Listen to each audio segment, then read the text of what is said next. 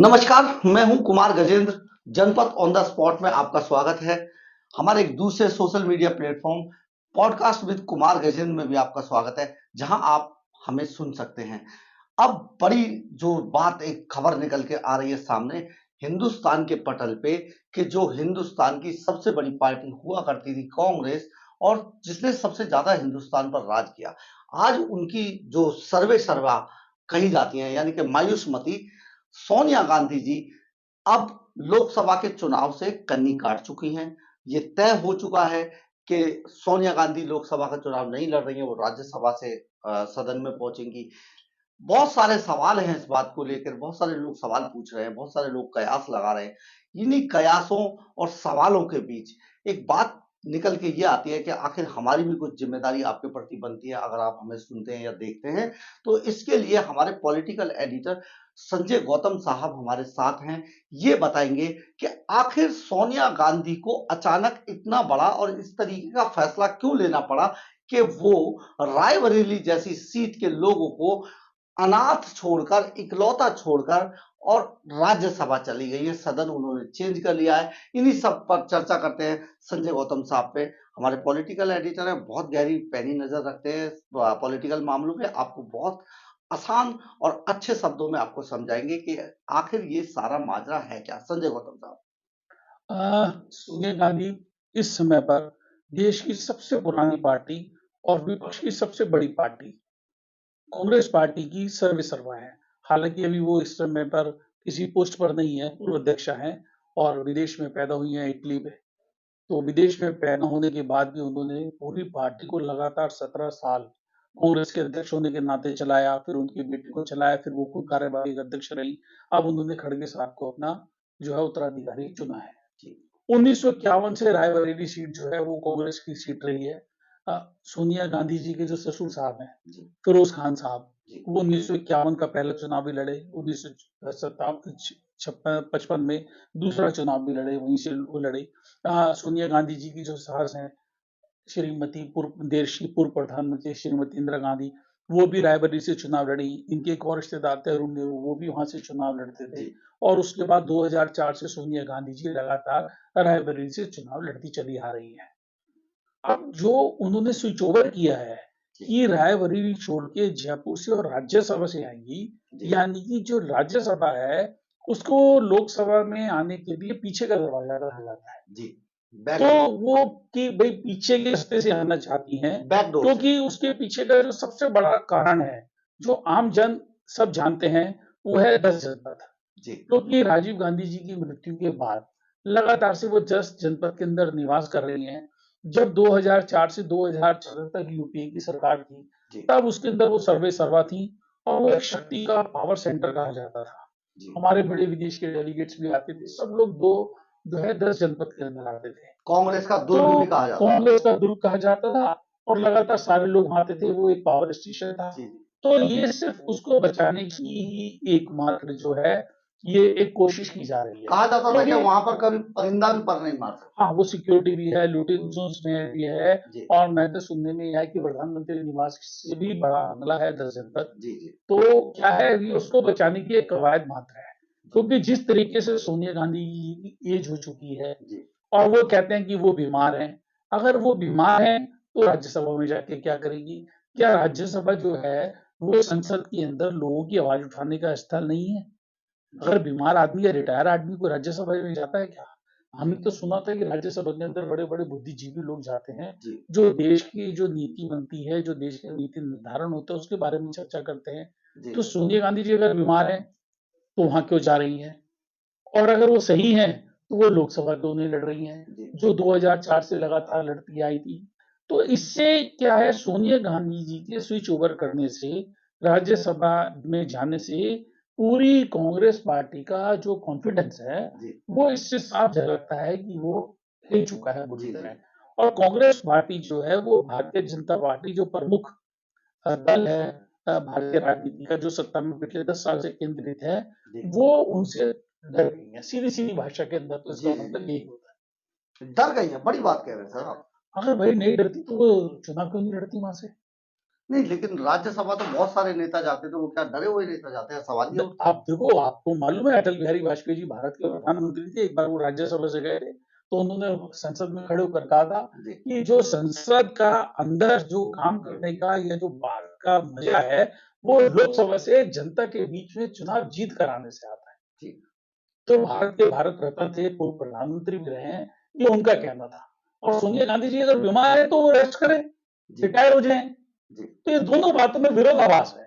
ऐसा जो बाजार के अंदर या जो समाज में या जो जनता के अंदर चर्चा है, वो इस तरह की है। कहीं ऐसा तो नहीं है कि जो सोनिया गांधी जी का जो परिवार है, उनमें आपस में कुछ कलह ऐसा चल रहा होगा? और उस सोनिया हिसाब गांधी से जी के तो देखो ये भी बेटा आ रहा है और सुनने में। बेटी, जी, बेटा तो उनके राजनीति में है ही, जी, जो वायनाड से भी सांसद हैं, बेटी से पिछली बार चुनाव हार गए थे जी, स्मृति ईरानी जी से। जी, तो उनकी जो डॉटर है, अगर वो लड़ना चाहती तो वो लड़ सकती थी। जी, पर ऐसे इस तरीके का अभी तक तो कोई साइन आया नहीं है जी, कि प्रियंका वाड्रा जी वहां से चुनाव लड़ेंगी। जी, और अभी जैसा सुनने के अंदर आ रहा है कि समाजवादी पार्टी जो है, वो कांग्रेस के साथ इंडिया अलायंस के अंदर जो है वो A1 साइड चल रही है। जी, अपनी मर्जी से उसने कांग्रेस को कुछ सीटें दी हैं जी, और अपनी तरीके से ही वो जिनका मन कर रहा है वो उनके अपनी अपनी सीटों की घोषणा भी कर चुके हैं। जी, समाजवादी पार्टी और बहुजन समाज पार्टी जो है, जो पहले लगातार समाजवादी पार्टी और बसपा बहुजन समाज पार्टी, ये दोनों मिलकर लगातार जो है वो सोनिया गांधी जी को समर्थन देते, तो उनके सामने अपना कोई कैंडिडेट खड़ा नहीं करते थे, जी, या करते भी थे तो वो एक फ्रेंडली मैच टाइप होता था।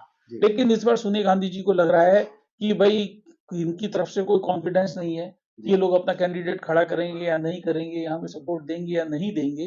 तो ये देश के लिए एक बहुत बड़ी बात है कि देश की सबसे पुरानी पार्टी और सबसे बड़ी पार्टी की मुख्य कर्ता धर्ता है, वही अपनी लोकसभा की सीट से चुनाव नहीं लड़ पा रही हैं। ये एक बहुत बड़ी खबर है। लेकिन सर, अगर अगर सोनिया गांधी की पिछले दिनों जितनी भी अगर उनकी फिजिकल जो हिस्ट्री है उसको उठा के देखा जाए, तो सचमुच कई बार बीच-बीच में एडमिट हुई है अस्पतालों के अंदर।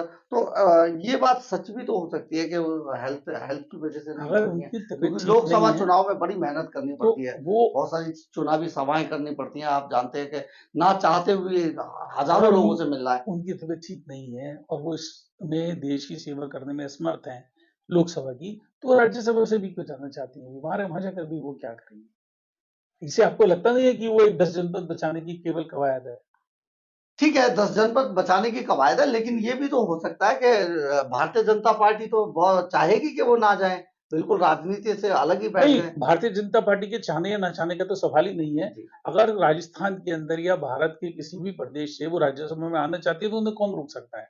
अगर उनके पास वोट है तो। जी। इसमें भारतीय जनता पार्टी के चाहने ना चाहने का तो नहीं, कोई घर बिठाने की जैसे प्रश्न बात है कि घर नहीं। बिठा दीजिए। नहीं, भारतीय जनता पार्टी कौन होती है कहने वाली कि भाई सोनिया गांधी जी आप घर बैठिए?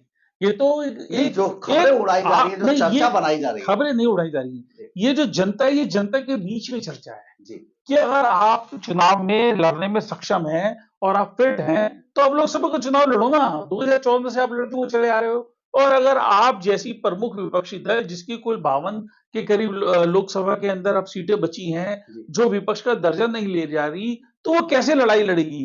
अगर किसी भी पार्टी का सेनापति ही अपने आप लड़ने में सक्षम नहीं है, तो पार्टी के अंदर कैसे कॉन्फिडेंस आएगा?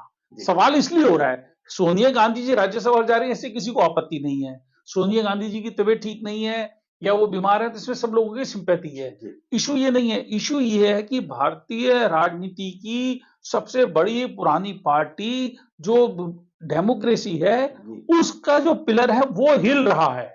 लोगों की चिंता इस बात को लेकर है।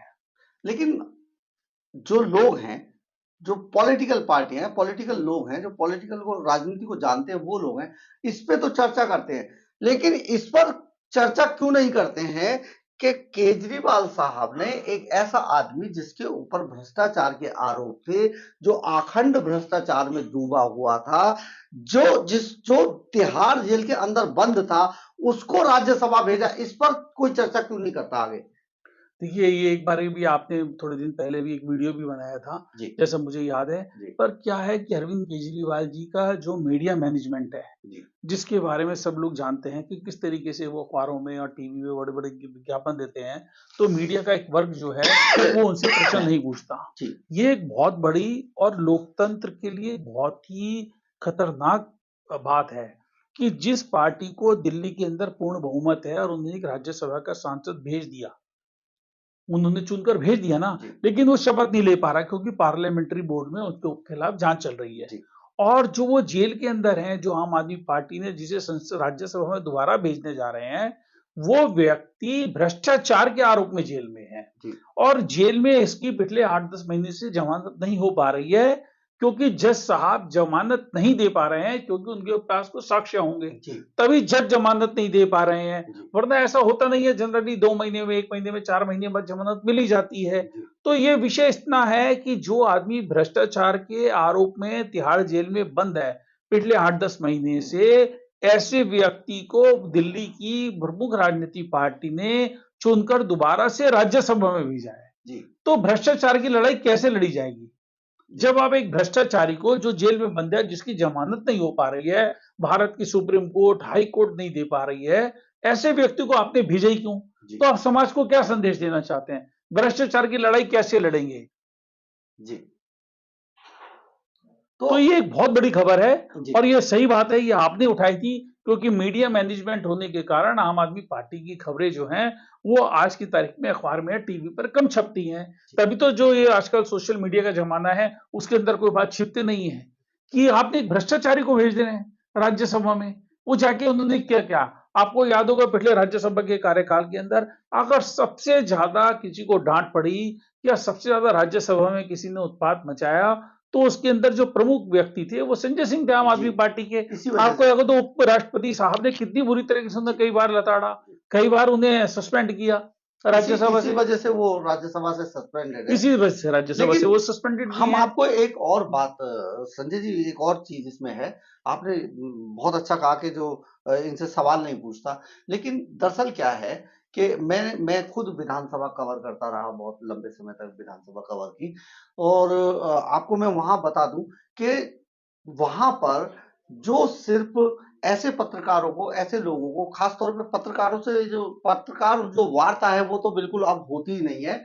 उन लोगों को हटा दिया गया है, उनसे सवाल पूछने की उन्हें कोई ज़िम्मेदारी नहीं है। सिर्फ़ उनके अपने लोग वहाँ बिठा देते हैं, पत्रकार बनाकर, जो उनसे सवाल-जवाब करते हैं, और अपने चैनल है, उनकी वजह से, उनके ज़रिए उनकी रिकॉर्डिंग करके वो बाहर दूसरे लोगों को भेजते हैं, जिन्हें वो चलवाते हैं। एक बात तो ये है। दूसरी बात ये है कि अभी तक बहुत सारे, आप ज़रा नोटिस कीजिएगा, हम आपसे भी कह रहे हैं, आप भी ज़रूर इस बात पे गौर कीजिएगा कि जो हमारा संवैधानिक जो स्ट्रक्चर है, उसके अनुसार जब तक कोई भी आदमी राज्यसभा के अंदर शपथ नहीं ले लेता, लोकसभा के अंदर शपथ नहीं ले लेता, या विधानसभा के अंदर शपथ नहीं ले लेता, तब तक उसको उस पद के हिसाब से नहीं बुलाया जा सकता, तब तक वो उस पद पर आसीन नहीं है। लेकिन संजय सिंह के मामले में अगर अखबार आप उठा लें आज, अगर टीवी चैनल आप देखें, तो राज्यसभा सांसद उनको कहा जा रहा है, जबकि वो अभी राज्यसभा सांसद नहीं है। बहुत बड़ी बात है। आप जरा इस पे भी जरा बताइए कि वो राज्यसभा सांसद नहीं है, तो क्यों उनको कहा जा रहा है? राज्यसभा का उनका कार्यकाल पूरा हो चुका है जी, और उन्हें नई जो पारी है उसके लिए पार्टी ने नॉमिनेट कर दिया है। जी, लेकिन जैसा भी आपने बताया कि ये संविधानिक एक व्यवस्था सिस्टम है। है, जी, व्यवस्था है कि जब तक आप शपथ नहीं लोगे, जब तक आपको हम राज्यसभा सांसद नहीं कह सकते। ना तो फैसिलिटी मिलेंगी, ना ना आपको वो कहेंगे। फैसिलिटी तो जभी मिलेगी जब आप शपथ ले लेंगे। जी, जी, तो जब तक हम आपको कह नहीं सकते आप उस पद के ऊपर काबिज नहीं हुए, तो हम आपको उसकी पद की गरिमा या उसके अनुसार मिलने वाले जो प्रोटोकॉल है वो हम आपको नहीं दे सकते। जी, ये बात तो बिल्कुल सत्य है। लेकिन क्या है कि मीडिया के अंदर एक बार जो चला आता है वो चलता जी, रहता है, उस तरीके की बात है।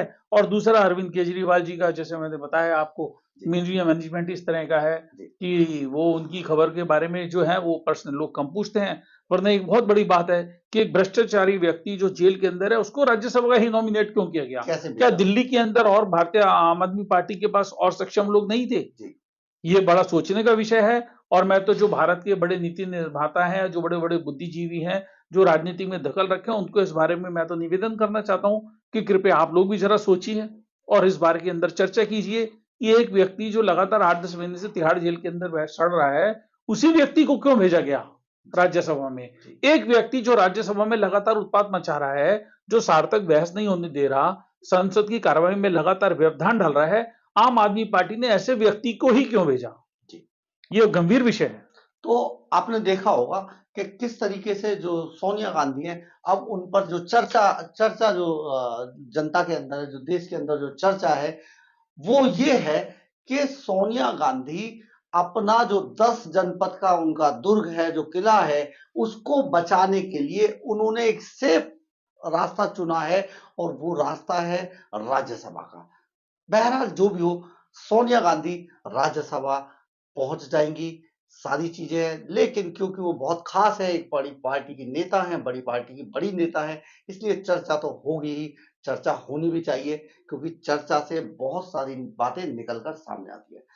अगर आपको हमारी खबर अच्छी लगी हो तो आप इसे लाइक, सब्सक्राइब और शेयर जरूर करें। कमेंट्स बॉक्स में अपनी राय जरूर लिखें, इससे हमें ऊर्जा मिलती है। जय हिंद, जय भारत।